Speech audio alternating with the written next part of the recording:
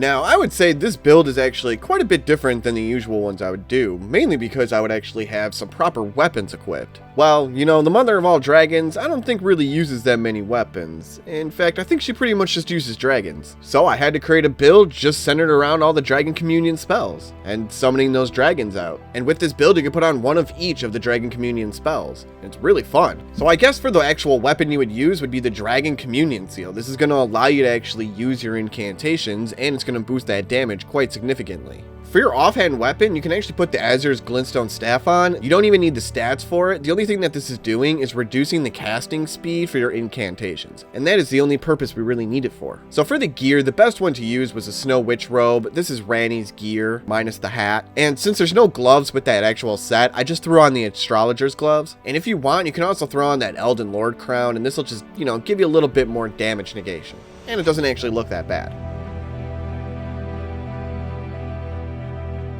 So the talismans that you're going to be using are actually quite simple. The first one is that Cerulean Amber Medallion, and that's just boosting the FP. Your incantations use quite a lot of FP, so you might as well just boost that up as much as possible. Now the next two are pretty much just the same talisman, it's just greatly raising the potency of our incantations. You've got the Flock's Canvas Talisman and the Faithful's Canvas Talisman. You can actually equip both of these and they will stack with each other, greatly boosting that damage. Now this one is kind of a must if you want to be able to use every single one of these incantations. The Moon of Nocstella's increasing your memory slots by 2. You will need this in order to at least have that Placidusax skill on. If you don't want to use that one, then you don't necessarily need the Moon of Nocstella. Well, let's get into these incantations. This is going to be the fun part. And that first one that you want on the bar is that Dragon Claw. This is what you're going to be using for the most part while traversing the lands, fighting most small bosses. It does a ton of damage, it does a bunch of stagger, you have a follow-up attack, and its FP consumption is not that big.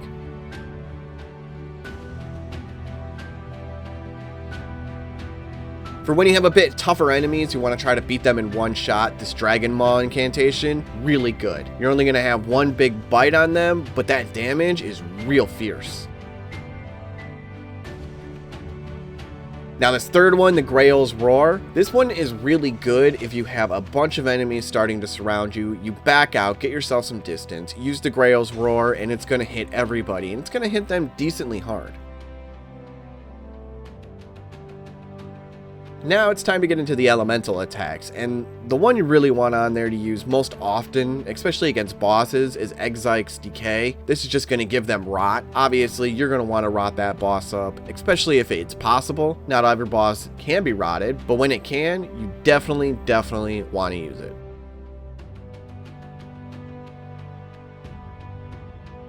Now Theodorix's Magma is actually a bit special. It'll actually leave magma behind and the boss will take a bit more damage than, you know, just necessarily doing a regular elemental attack. And its FP consumption isn't as big as some of the other elemental breath attacks. But what really makes it special is that this one is the only one that can be done while riding a horse. Now for the next three, these are just the elemental ones. You're going to have Aegil's Flame, Smaragd's Glintstone Breath, and Borealis's Mist. These are just the elemental ones. You got your fire, your magic, and your frost.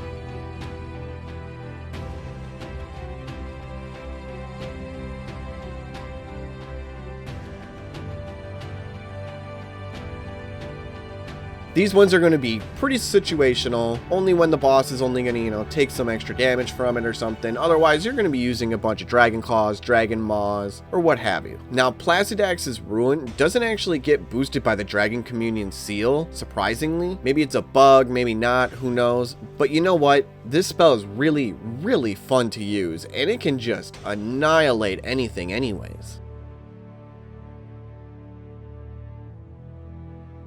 So put on that Moon of Nocstella and start going to town with this incantation, because it's fun. Now the crystal tiers are pretty simple as well. You got that Faith Knot crystal tier. You just want to boost up that faith a little bit more. Give you a bit more damage on those incantations. Boost the incant scaling on your Dragon Communion Seal. Want more damage, right? Yeah, put that Faith Knot crystal tier on. Now the Stone Barb Crack tier was also really good. And considering you're doing a whole bunch of damage and those physical attack dragon abilities are going to stance break like nobody's business. And you'll be quite surprised how little attacking you need to do before they get stance broke. Now the Godric Great Rune was just good, just give me an extra bit of health, mind, endurance, you know, faith, arcane, a bit more damage when using it. It wasn't done very often, but if I absolutely needed to, it was there.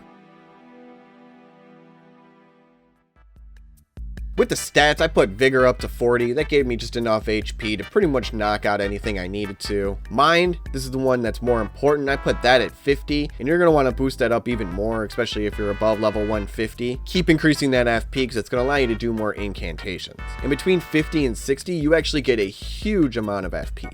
But I also didn't want to sacrifice too much damage, so when you're above 150, put some more mind in, fill out that faith and arcane as well. So as you can see, endurance, strength, dexterity, intelligence, I didn't need to touch one bit. Faith is up to 36, that allows me to use every single one of the incantations, and arcane up there as much as possible. And considering you're going to be using that Dragon Communion seal and that scaling is S in arcane, hey, might as well pump up that arcane.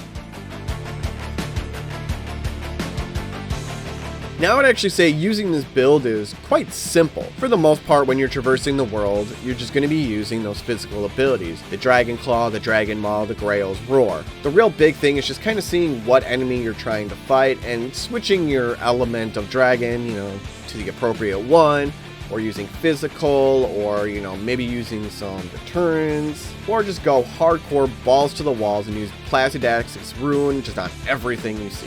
Who cares? That laser is super cool. Another thing to note is just to kind of keep your distance or time out your dodges appropriately to be able to use these incantations, because they do still take quite a bit of time to get out there properly. They're fairly slow incantations. They are really powerful, but they're not going to be that powerful if you can't get them out. And with that, I hope you liked this Daenerys Targaryen build. I know I did. It was actually pretty fun and quite interesting. So let me know in the comments below what other characters I should do, and I'll do my best to make them viable.